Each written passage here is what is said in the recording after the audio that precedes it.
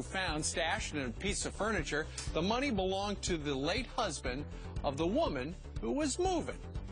And that's the news. Thank you, Steve. Well, a public radio station worker in New York disrespecting Republican Congressman Chris Gibson, once a career Army colonel who completed 4 combat tours in Iraq. He wrote in an email and said this, quote, "Someday maybe he will find a real job like the rest of us and not live off the taxpayers' money as he has done his whole life." That from a staffer at WIOX in New York. Did we mention that the radio station worker also happens to be supporting Colonel Gibson's Democratic opponent in the next election? Well, the retired U.S. Army colonel joins me now. Good morning to you, Congressman. Thank you for being with us this morning. What was your initial reaction when you heard about this email saying that you should just get a job and stop living off our money as taxpayers? Well, good morning, Elizabeth. Certainly very disappointed, but not for me, for my paratroopers that I served with.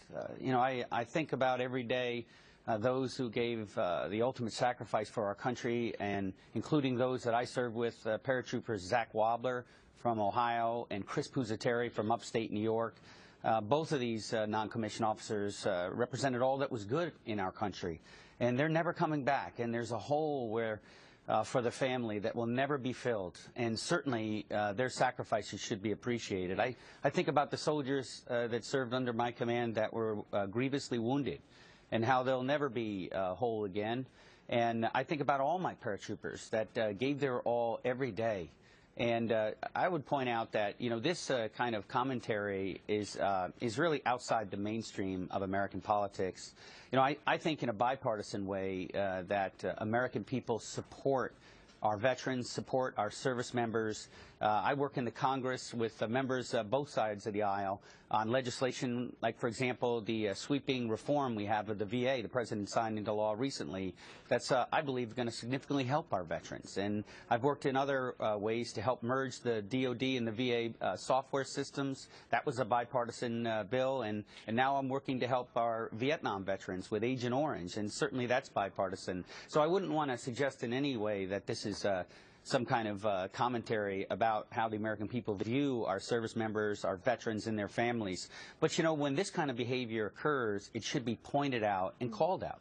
Sure. You know, and I think, too, first of all, we have to thank you and all those that served along with you and continue to serve for their service in protecting the freedoms of Americans. But this is interesting because it's a public radio station receiving federal money. So does this really fall into the fact that they should have freedom of speech completely and dig into our service members living off of federal money, they say? Well, I understand that the radio station is doing an investigation. I want to make it clear, I have a very strong relationship with public radio. I feel very respected. I do interviews all the time. This is really about this individual's behavior, and you know, I think it's inappropriate, and it doesn't appreciate the sacrifices of our servicemen and women and their families, and it should be pointed out and called out. Has your challenger, Sean Eldridge, has he reached out to you to apologize or condemned the radio station? Well, I understand that he issued some kind of statement, and, you know, again, this should not be about me. It's really about this inappropriate, really extreme behavior that's outside the mainstream. To my knowledge, I don't believe he's called out that behavior, the individual behavior, what this person on the radio station said. We reached out for a statement from him. He's grateful for your service, he says, to our country in the service of all the veterans. Hope that we can have a civil debate coming up in the final weeks of our campaign and focus on the issues to make life better for the families in our region. Doesn't seem to mention anything specifically about the station there. If the station reached out to you and wanted you to come on so that they could apologize directly to you, would you do that, sir? Of course. And really, I think that the point is that just to appreciate the challenges of our servicemen and women and their families. That's really the larger point here, is recognizing that serving our country is a real job, and it's hard. It's 24/7. My paratroopers, when we were overseas, there were no days off. They worked every day, and you know, and in grave danger, evidently, with the loss of some of my paratroopers over there in heaven now and never coming back. And so really, it's about appreciating those sacrifices. You know, we can't thank you enough for your service. We are indebted to you and all those that serve along with you then and now. Congressman, we thank you for joining us. Hopefully you'll get the apology that you so deserve. thank you very much for the opportunity to be with you. God bless everyone.